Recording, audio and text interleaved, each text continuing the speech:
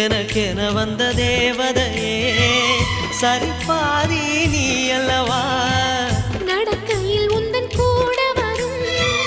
நிழல் போலே நான் அல்லவா கண்ணன் கொண்ட ராதையர ராமன் கொண்ட சீதையர மடி சேர்ந்த பூரதமே மனதில் வீசும் மாருதமே நன்றி சொல்ல உனக்கு வார்த்தை இல்லை எனக்கு நான் தான் மயங்குறேன்